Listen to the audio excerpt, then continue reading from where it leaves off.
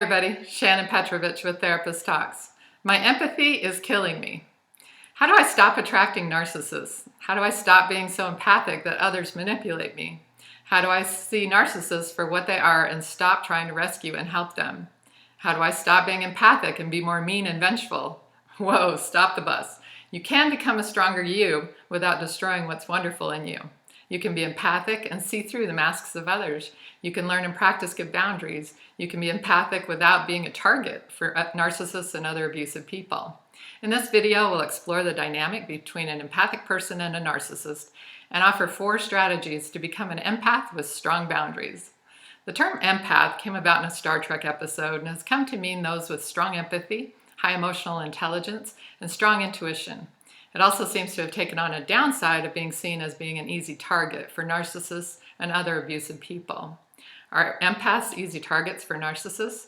The short answer might be yes, but a better answer is we can make it a strong no without losing our sense of strong empathy in the process. You'll find lots of different explanations of empathic people. This is mine. Empathic people: 1. Believe in others. 2. See the best in others. 3. They empathize deeply. 4. They care intensely about the well-being of others. 5. They tend to be genuine and honest with most things, except their own feelings, needs, and wants. 6. They can't comprehend that there are people in the world who don't care, don't empathize, don't feel as deeply, don't see the best in others, and don't believe the best in others. 7. They want people to think well of them. 8. They value being there for others, and they love to feel needed. 9. They prefer to help others, rescue others, and make others the center of attention rather than be helped, supported, or praised. And 10. They feel terrible if they hurt someone, even if it's accidental. 11. They have a deep sense of meaning and purpose, and they can't understand superficial obsessions. It's obvious that the empathic person is a perfect setup for falling into a relationship with a narcissist or other abuser. 1. The narcissist needs their fragile ego bolstered, and the empath wants to make everyone feel better.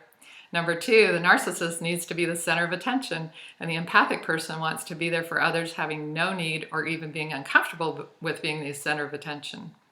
3. The narcissist lies, cheats, steals, and then adamantly stands by their denials or gives shallow excuses, while the empath believes the best in others and lets these things go over and over again. 4.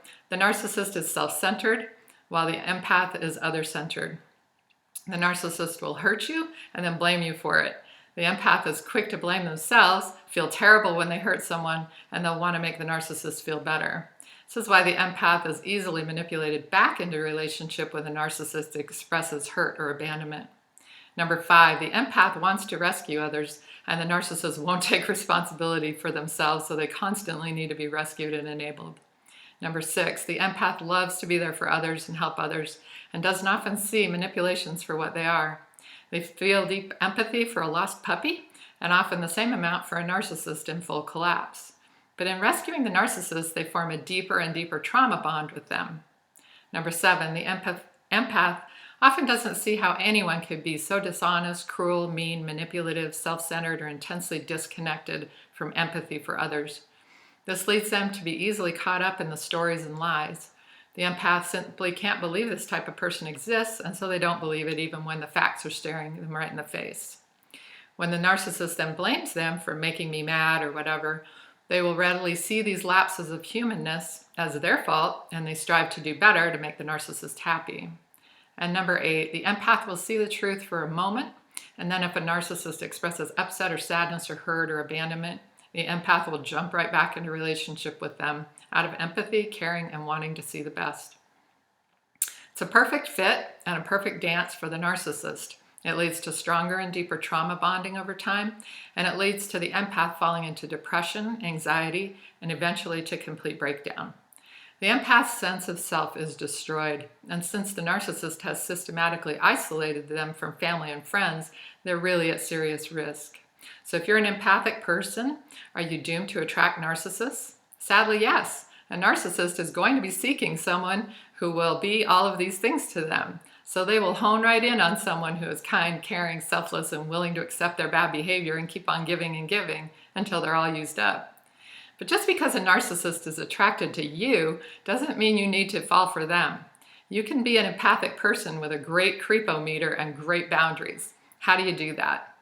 Here are the 4 ways. Number 1, keep your wise, rational mind on point when you meet people, and keep your deeply empathic self protected behind that rational mind. This means that when first getting to know someone, everybody, Shannon Petrovich with Therapist Talk, don't let your emotions get carried away before you truly understand what makes this person tick.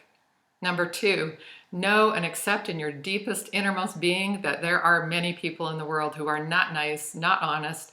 They lack empathy. They'll hurt you, control you, destroy you for no other reason than they felt like it. And you cannot and will not ever fix or rescue them. Many narcissists are so keyed in on how our empathic heart and soul work that they will play the injured puppy in the road just to get the empath hooked.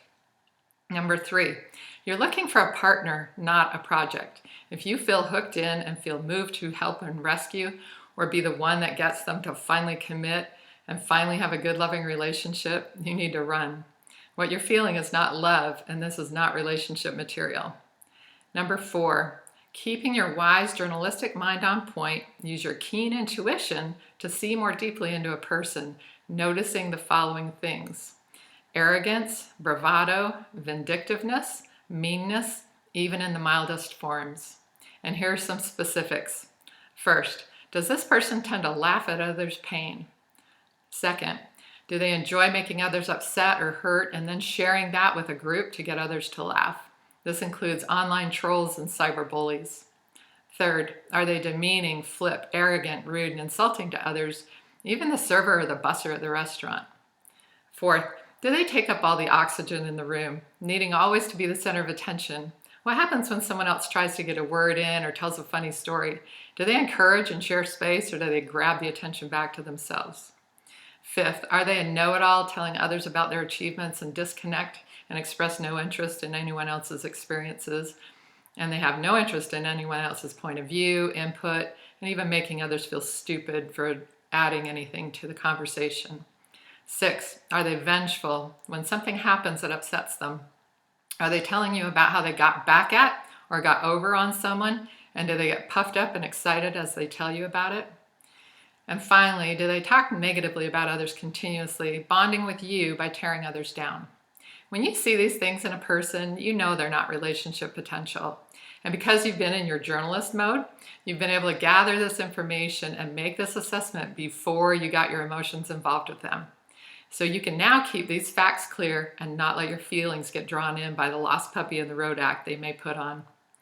In summary, you can be your empathic self, see the whole picture. You can care deeply, believe the best, and see through the shallow facade of the narcissist. You can realize that being needed and rescuing others should happen in your volunteer work or your work life, but not in your primary relationship. Your primary relationship should be where you gain refuge and nurturance, where you recharge and share your day. Your home should be a place you feel joy, safety, love, and acceptance, where you share empathy with another empathic person. If those things are not true, you got a project, not a partner, and you need to cut ties, get free, and move on with your life. If you've appreciated this video, please subscribe and share it on your social media. You never know when something that you share might help someone else. Be good to yourselves, take care of yourselves, and I'll talk to you again soon.